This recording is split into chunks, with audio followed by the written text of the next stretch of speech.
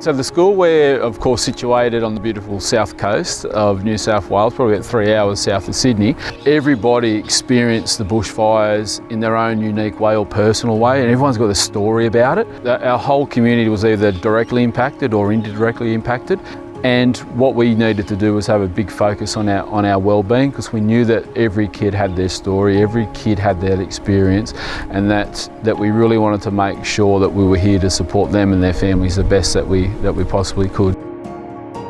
New Year's Eve we had a blackout, and we knew that the fires were approaching, we just didn't know where they were.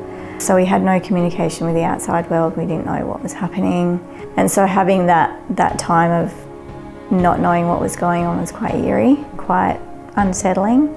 And then we eventually evacuated a couple of days afterwards. And my husband stayed behind to help some elderly people in the street because I didn't want to leave. So having that separation, my kids were really, really worried because they knew what had happened to Conjola and Bateman's Bay, and they didn't want that happening in our place. So. Timing couldn't have been worse for COVID. It hit particularly hard because we were already at a place where we were processing an event that was difficult for them. So it compounded, it hit extra hard, just created more distance for people. Save the Children has developed the Journey of Hope program specifically to be basically a post-disaster recovery program. It's rolled out and delivered to areas that have been hit by a natural disaster of some description. I think for us it has been a huge thing for this community because not only of the bushfires but because of COVID as well, and those two things, the way they have collided.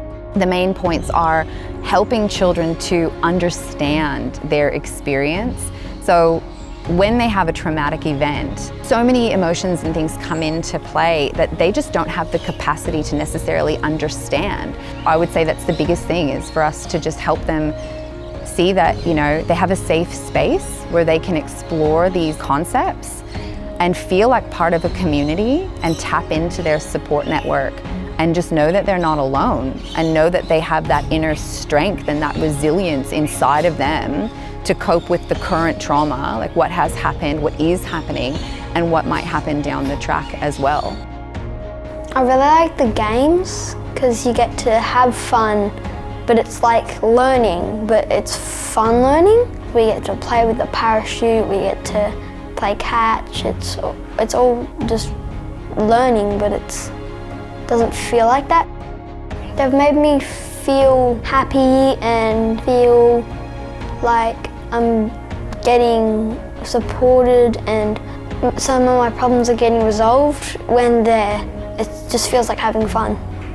I'd recommend it to kids who sometimes get angry or sometimes have depression or get really sad, or even kids that feel really happy, or just in general everyone, because it's a really fun program.